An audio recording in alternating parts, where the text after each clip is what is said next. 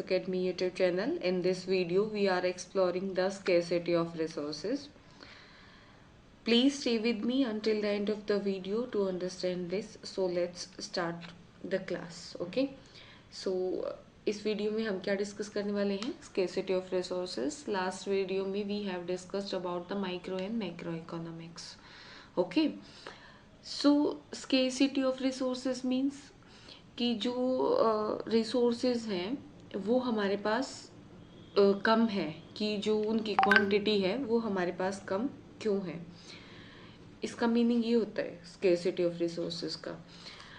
Resources जो हमें मिले हुए हैं, if you are using mobile phone, taking water, okay, तो जितने भी ये रिसोर्सेज आपको मिले हुए हैं जो डिफरेंट डिफरेंट तरीके से हमको हेल्प करते हैं, हमारी लाइफ को इजी बनाते हैं, कंफर्ट देते हैं, ठीक है।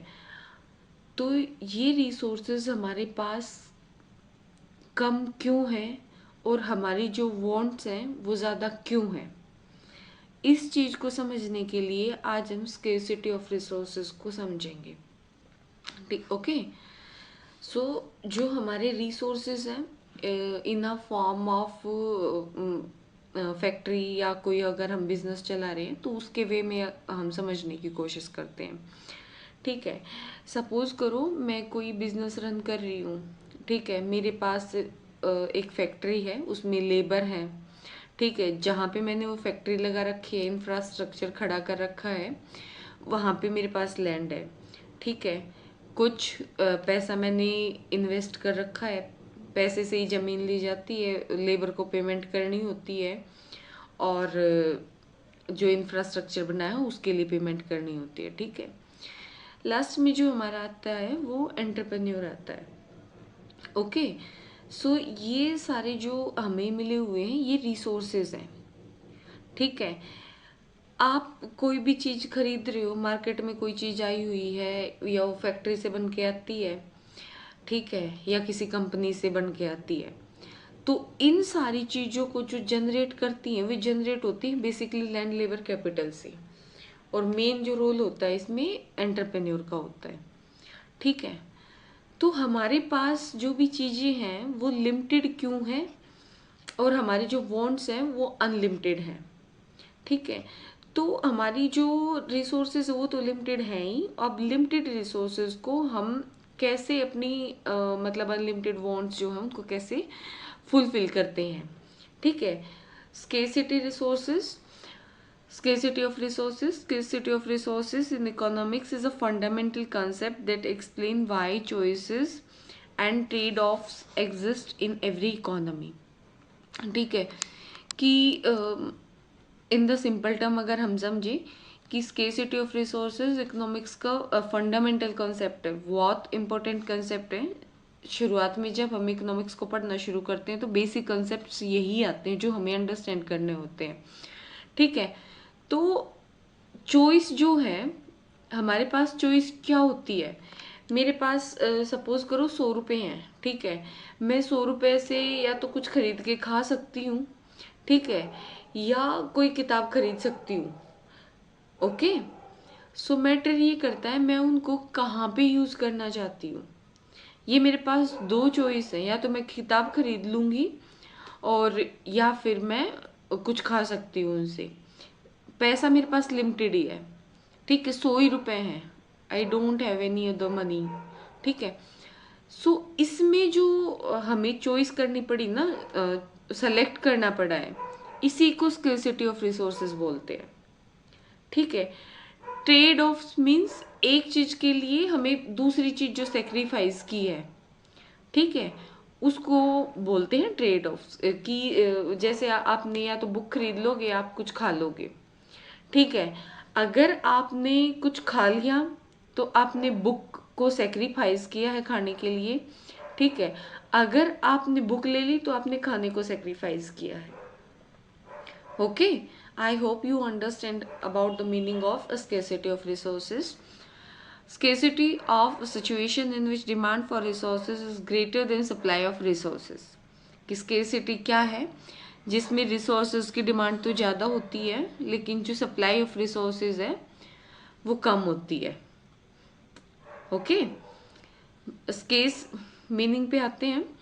Scarcity means the resources are limited but human wants are unlimited. Scarcity means कि जो resources हैं वो limited हैं but human wants है जो हम चाह रहे हैं वो unlimited है। ठीक है। Because of this imbalance, individuals, businesses and government must decide how to use available resources efficiently.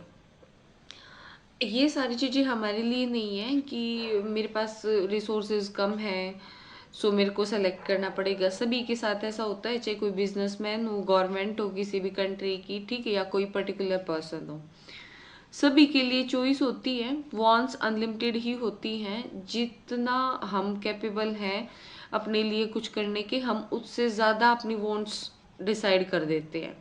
ठीक है। सपोज करो अभी प्रेजेंट में मैं सिर्फ एक मोबाइल फ़ोन खरीद सकती हूँ, तो मेरी जो डिमांड होगी ना वो कोई भी कंप्यूटर या लैपटॉप खरीदने की होगी। ठीक है। तो यहाँ पे आके फिर मेरी वॉन्ट्स जो है वो अनलिमिटेड हो जाती हैं। सपोज करो किसी के पास फ़ोन भी नहीं है, तो उसकी जो वॉन्ट्स होगी वो ये सोचेगा कि नहीं मैं फ़ोन खरीदूंगा। ठीक है। तो इसीलिए हमारी जो वॉन्ट्स होती हैं वो अनलिमिटेड होती हैं। ठीक है। Because of limited resources. ठीक है। आप इस डायग्राम की हेल्प से भी समझ सकते हैं कि जो रियल लाइफ होती है ना, रियल लाइफ में हमारे पास लिमिटेड ही रिसोर्सेज होते हैं। ठीक है। और जो कंपनी होती है या कोई भी फार्म होती है, उसको अगर वो कुछ प्रोड्यूस करने जा रही है तो उसको बेसिकली सबसे पहले यही देखना पड़ता है कि वो क्या प्रोड्यूस करेगी। ठीक है। और कैसे करेगी और कौन कौन लोग उनको खरीद सकते हैं, किन के लिए वो करेगी, what to produce, how to produce, for whom to produce. अब हम टाइप्स ऑफ रिसोर्सेज पे आते हैं जो हमारी प्रोडक्शन में बहुत हमारी हेल्प करते हैं। ठीक है। सो बेसिकली 4 रिसोर्स होते हैं: लैंड, लेबर, कैपिटल, एंटरप्रेन्योरशिप, जो हमारी हेल्प करते हैं। लैंड जिस पे हमें काम करना है, ठीक है, इंफ्रास्ट्रक्चर जो भी बनेगा उसके लिए। ठीक है। और लेबर जो ह्यूमन एफर्ट्स हम लगाते हैं। कैपिटल जो मशीनरी है, टूल्स है, बिल्डिंग है, उनमें हमने जो इन्वेस्ट किया है। एंटरप्रेन्योरशिप मतलब कोई ऐसा इंडिविजुअल पर्सन जो इन सारी चीज़ों को ऑर्गेनाइज कर सके और रिस्क ले सकता है इन सारी चीज़ों में। ठीक है।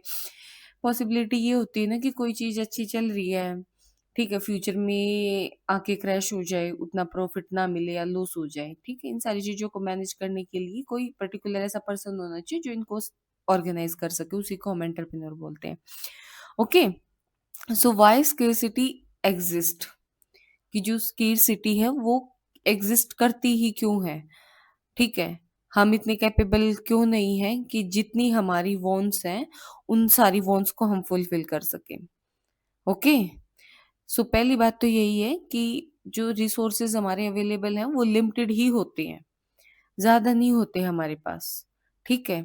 और जो ह्यूमन नेचर है वो ऐसा है कि हमारे पास जितनी रिसोर्सेज अवेलेबल हैं हम उससे ज़्यादा की डिमांड करते हैं। ठीक है। तो पहला रीज़न तो क्या है? लिमिटेड अवेलेबिलिटी ऑफ रिसोर्सेज, कि हमारे पास जो रिसोर्सेज है वो कम है। दूसरा, अनलिमिटेड ह्यूमन वांट्स। ठीक है। जो ह्यूमन की वांट्स है वो अनलिमिटेड है। People always want more goods and better services. जो पीपल हैं वो हमेशा ये चाहते हैं मुझे ज़्यादा अच्छी सर्विस मिले और जो गुड्स हो वो क्वालिटी में भी अच्छी हो।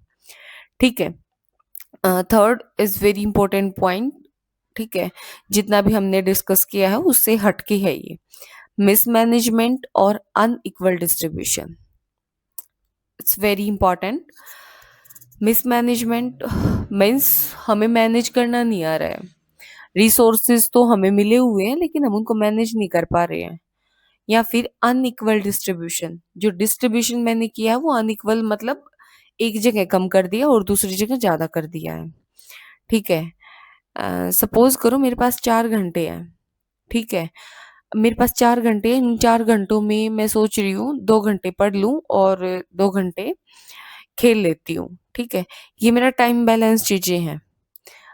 अब प्रॉब्लम कहाँ पे आती है? सपोज करो मैंने 4 के 4 घंटे खेलने में लगा दिए, मैं पढ़ी नहीं हूँ। अब मैं नहीं पढ़ी हूँ तो उसका आउटपुट जो आएगा वो नेगेटिव आएगा। ठीक है। ये एक एग्जाम्पल है। दूसरा एग्जाम्पल समझो, आपको कहीं बाहर जाना है, ठीक है? बाहर या तो आप कहीं किसी चीज को एक्सप्लोर करने के लिए जा सकते हो, ठीक है? या आप फिर उसी जगह पे उसी टाइम पे आप अपने घर में ही वहीं पे स्टक होके रह जाते हो कि नहीं बाहर जाके क्या करूंगी, ठीक है? तो हम उतने अच्छे से अगर हम टाइम का यूटिलाइज नहीं कर रहे हैं, अगर आप बाहर जाओगे एक्सप्लोर करोगे चीजों को, ठीक है? आप घर में रहोगे और कुछ भी मतलब यूटिलाइज नहीं करोगे चीजों को, या ऐसे ही सो जाओगे या कुछ भी करोगे, तो उतना प्रॉफिटेबल आउटपुट नहीं आएगा, ठीक है? हमारे जो रिसोर्सेज होंगे फिर वो अनइक्वल डिस्ट्रीब्यूट हो जाएंगे, ठीक है? मैं 100 रुपए लेके 100 के 100 एक ही चीज पे खर्च कर देती हूँ, और जो मेरे को पैसे मिले थे उनको मैं दो चीजों पे खर्च कर सकती थी। मैं आइसक्रीम खा सकती थी और अपनी एक नोटबुक ले सकती थी, ठीक है? तो मैंने सारे 100 के 100 रुपए जो थे वो खाने पे लगा दिए, तो मेरी जो नोटबुक है वो स्किप हो जाएगी, ठीक है? इस तरीके से जो मिसमैनेजमेंट होता है और अनइक्वल डिस्ट्रीब्यूशन होता है, इस तरीके से भी हमारे पास जो रिसोर्सेज है वो फिर लिमिटेड हो जाते हैं, ठीक है? हमारी जो वांट्स है फिर वो फुलफिल नहीं हो पाती। ओके, सम कंट्रीज और regions have more resources than others, ठीक है? किसी के पास तो बिल्कुल ही कम है, वो अपने कम रिसोर्सेज में भी बिल्कुल पर्टिकुलर मतलब अपनी कंट्री को या अपने रीजन को या अपने घर को अच्छे से मैनेज कर रहे हैं। किसी के पास ज्यादा होते हुए भी वो इन सारी चीजों को मैनेज नहीं कर पा रहे हैं, ठीक है? नेक्स्ट हमारा आता है इफेक्ट्स। क्या आते हैं फिर हमारे पास स्केर्सिटी ऑफ रिसोर्सेज के? कि चॉइस मेकिंग, हमें चॉइस करनी पड़ती है, ठीक है?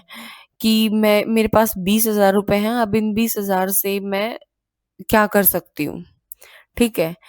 क्या करना है मेरे को, ये मेरे को चॉइस करनी पड़ेगी, ठीक है? कि 20,000 मेरी पर मंथ की सैलरी आई, उस सैलरी में से मेरे को क्या क्या करना पड़ेगा और क्या स्किप करना पड़ेगा, तो ये मेरी चॉइस हुई। अपॉर्चुनिटी कॉस्ट क्या होती है कि सपोज करो 100 रुपए थे, 100 रुपए में से आपने आइसक्रीम खा ली, आपने किसको स्किप कर दिया? नोटबुक को स्किप कर दिया। तो जो आपने स्किप किया है ना, जो आपके पास अदर ऑप्शन था, वो आपके लिए अपॉर्चुनिटी है, ठीक है?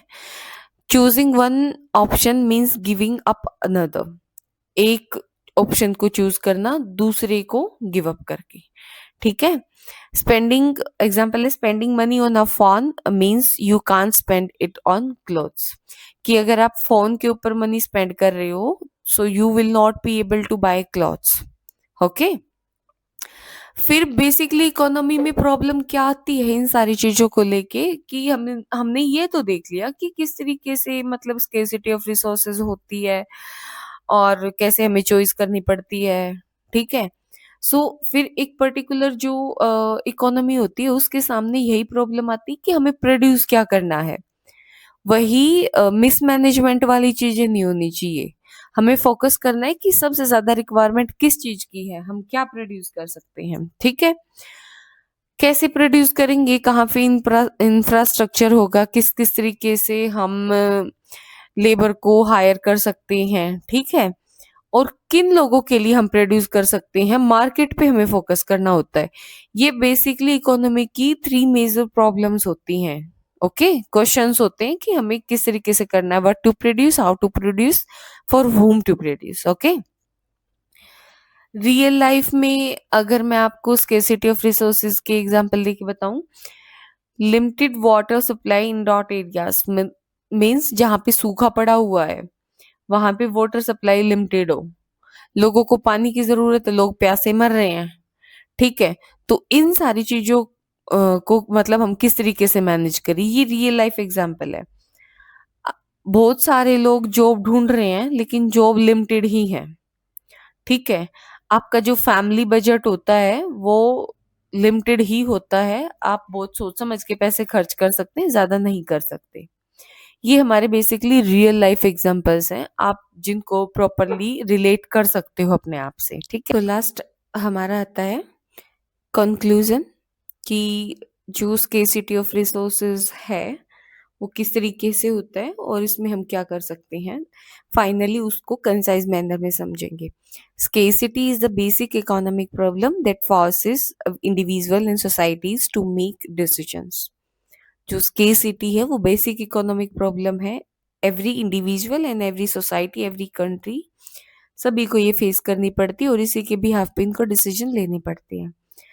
ठीक है, proper planning, efficient use of resources and technological advancement can help reduce the impact of scarcity.